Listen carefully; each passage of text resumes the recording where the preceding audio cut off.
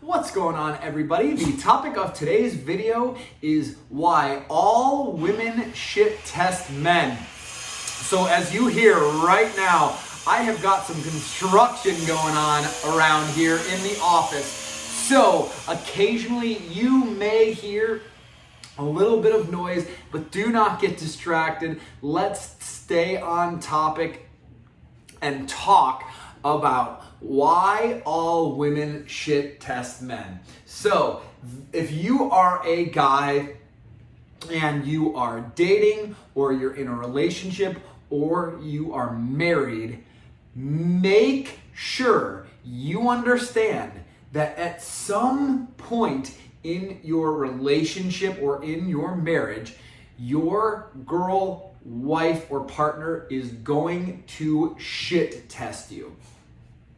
And the same relates if you are single and dating and looking for somebody to get in a relationship with, or, potentially just find a friend with benefits. All women shit test guys. And they do this as a test of your masculine strength. So what do I mean by that? What is a shit test? How do you pass it? What are some of the common shit tests that you are going to see? And then what do you do when they arise so that you don't become the victim of a shit test that you were not prepared for? So let's start, just because it's the simplest place to start, is with the people who are single and just out there dating. So if you are a guy and you have gotten a girl's number and you reached out to her via either text or you called and you set up a date, now you've got this date set up, and perhaps a day or two before the date, perhaps on the day of the date, she may call you or message you telling you that she is either going to be late, she needs to change the plans, or something came up, whatever it might be, where she is going to try to change the terms of the date, either the time or the place or even potentially the day. At that point, you guys, that is a shit test. Her actually trying to change, either the time or the place that you are meeting is a shit test. You can't fall for that, because that is one of the easiest, most simple shit tests to fall for. If somebody is let's say you guys are set up to meet up at 7 o'clock, right? And she texts you at 6, hey, I'm running late, is 7:30 okay? You know what? As much as I would love to meet you at 7:30, I've actually got a party that I'm going to at 9 o'clock, right after our date, that I'm going to miss or be late for, if we can't start at 7:30. So you know what? Why don't you just let me know another time that works for you and we'll reschedule.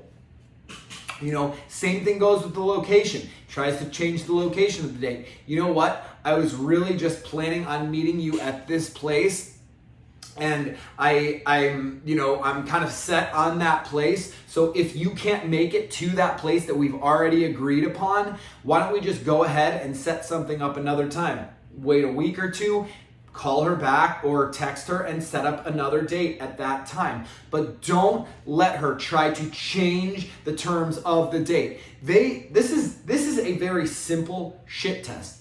This is literally a woman trying to fuck with you. And it's very subtle. You're not even going to think of it as a shit test. Oh, something came up, she needs to change the pin. This is about the bigger picture. If they can move you off center in this part of the date that soon on, where you're not going to stick to your guns, you're going to be a pushover throughout the entire relationship. Women want to date men, not guys that are easily pushed over and will cave anytime that the girl doesn't agree with what you think or what you want to do. So the changing of the times, she may, and honestly this is not even a may, but count on it, I can almost assure you the girl's gonna show up late. She will show up 5 or 10 minutes late to your date. Why is she showing up late, you're asking yourself, to the date late? She is doing that to see if you call her out, to see if you have the balls to stand up to her and to say, hey, you know what? You know, I noticed you were late. Like, I really value my time and I really appreciate punctuality. And if she's just showing up like that, maybe 10 or 15 minutes, you should bring it up. Don't be a dick about it. Don't be an asshole about it. But say something about it to let her know that you want to be with somebody who values your time. Now, if she's showing up 15 to 30 minutes late, for me, you guys, I'd have already left by then. I would already be gone. But if she decides to show up 15 to 30 minutes late, and you've stuck around, you need to make sure she knows that's not okay. And what I've had taught to me before, and this is kind of one of my recommendations, is just mess with her a bit. You know, hey, I'm happy to get the first drink, but the first round of drinks is on you. I'll get the second round. You know, whatever it is, but like make her make it up to you. Or, you know, I couldn't help but notice you're 15 to 30 minutes late. You know, just wondering how you were planning to make it up to me tonight. Something like that. Joke around, be funny about it, be casual, but let her know that you did notice and that it's not okay with you. Again, that doesn't mean you have to be a dick. It doesn't mean you have to be an asshole. That is not what I am saying here. But you're letting that person know that you're willing to stand up to them. Because if you can't stand up to a girl or to your girl, how are you ever going to stand up for her? So girls do these super dumb shit tests really early on in the dating process to weed out all of the weak, needy, and insecure guys who don't have a backbone. And honestly, you guys, good for them for doing that. This is something that I've taught you guys about before with dating. It's called pre-screening. They are pre-screening. Now, they're not pre-screening and being quite as direct as I teach you guys about how to pre-screen and just with being direct. They kind of go about it in this like snaky, devious way where it's like these subtle little shit tests. Like, oh, like that was the shirt that you picked out to wear? You know, or like, oh, some interesting shoes you have on. Troll her ass right back, you guys. Troll her. She's trolling you. She's trying to get a rise out of you or to throw you off center. Girls will do this on your date to see what you're made of, to test your internal fortitude and your masculine strength. So if a girl is like trying to fuck with you or something like that on the date, you don't fucking tell that fucking girl. It's like, oh yeah. It's like, no, you this shirt. I was like, I'm gonna get a whole wardrobe of just this shirt. And it's funny, I was actually planning on this kind of pair of shoes. These are like, I don't know, I've had these for a couple months. I was thinking about getting, you know, an exact copy of the same pair. She's like trolling you on something that you're wearing or whatever it is. Troll her ass right back, you guys. You are balanced alpha males. We're not about getting thrown off center when some girl is trying to, you know, play these mind games with you. Women are one step ahead, you guys. They're already one step ahead of you. So you're playing catch up. Regardless of how well you think you have this dating game down, this dating stuff down, this is something you got to be on the lookout for. Now, mind you, I hope you guys don't think that when you stand up to some of these girls that you may not risk pushing one of them away or them walking. Let them walk, you guys. Let them walk. The only guys who are scared to stand up for themselves are guys with scarcity mindsets, are guys with girls that don't have an abundance of women in their life, you know, and so they're afraid to push one that comes into their life away because, you know, fear of getting chastised or fear of being themselves or whatever. You guys, I'm going to make one of the next videos about that, this fear of being yourself. Listen, that can't happen. It's unacceptable. You have to be yourself. You have to know when to stand up for women. And you can't, if you believe in something, right? Like, man, I really like whatever it is. I love red cars. I love red cars. She's like, no, I like blue cars. And you're like, yeah, I never thought about that. Blue cars are actually pretty good. Don't be changing your opinion just to conform with her. If you like red cars, you stick and you say, I like red cars, and you don't. She likes a movie and you don't like that movie. Don't just go along with her because she likes it. And I guess we'll agree to disagree. Like, I didn't like that movie. I kind of thought it sucked and it was shitty. But, I guess you like it, so whatever. Like, you can be your own person and girls will still want you.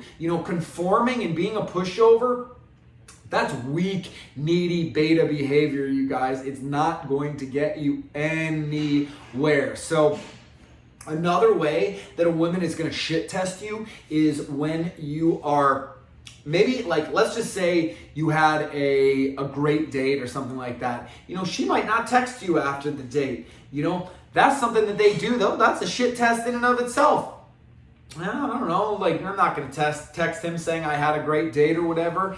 And it's like, and if she does text you that you had a great date or she had a great time on the date, just keep it super simple. Thanks so much. Or excuse me, I say something like this. It's like, it was great meeting you tonight. Get some rest. I hope you sleep well. That's it. Don't say like, I had a great time too. You're still figuring it out. You're still thinking about things, you guys. You're not jumping to conclusions, okay? So this is kind of one of the reasons I tell you guys to hold back on doing that first kiss. You're putting her in this, I don't know, mentality where she's trying to actually win you over as opposed to the opposite. So you're putting her in this state of, it's like, he didn't even kiss me. We had such a great date. I don't get it. I don't get what's going on. She'll start chasing your validation. Now, if you're in a relationship or you are married, the shit test that you are going to see the most common, this is the one to look out for, you guys, is your girl is going to pull back. I am going to make a whole video about this and explain it in depth because I think it deserves its own video. That's how important I think this topic is. But the pullback is where she just pulls back her attention from you or from the relationship or whatever. She's trying to throw you off center, you guys. She's trying to get you to cave. And if you have this abundance mentality where you are a highly driven, confident, charismatic male working on your purpose, following your passion, making an awesome and creating an awesome life for yourself, a guy won't, like that, at a balanced alpha, won't get thrown off center when his girl pulls her attention away from the relationship. Most guys will become very weak, like, what's wrong, baby? Is everything okay? No. Let her pull away. And in fact, you pull away. You pull away first. You pull away. Like, you know what? Like, I don't need this. I'm okay without you. You don't want to show me your attention? All right, that's fine.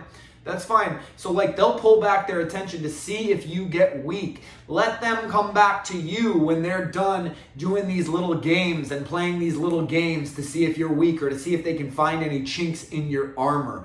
You guys, this is the stuff that women will do when they're trying to fuck with you. When they're trying to throw you off your emotional center, when you don't get moved off center, when you realize, oh my God, the world is a place of abundance. And you know what? If this girl doesn't want to be with me, I'm making something of myself. There's billions of other women on the planet. I'm gonna find the right one for me. That is an abundance mindset. That is setting your mind to this idea that you are the prize. If you haven't watched my You Are the Prize video, watch that video. But I mean, it's a very simple abundance mentality. And the guys that have the abundance mentality are not afraid to stand up to women. The guys who have the scarcity mindset are afraid that anything they say might push a girl away, detract her, or whatever. Real guys stand up for themselves. They speak their mind and they're unapologetically themselves. That's the way it is, you guys. So be sure to look out for these shit tests. Be sure that you're not thrown off center when one of these shit tests happen. They are coming. If you know how to respond to these, you guys, your girl is going to be absolutely drop dead crazy about you. And you know what, you guys? If she's been shit testing you and she's not happy that you're not moved off center, let her walk. You don't want to be with a girl like that. That's not the kind of, girl who's playing these games that you want to be with. That's not what I'm teaching you to find. I'm trying to teach you guys to connect with the highest value people you can possibly meet, someone that absolutely knocks your socks off. So that's the type of relationship, that's the type of marriage I am teaching you guys and girls to have.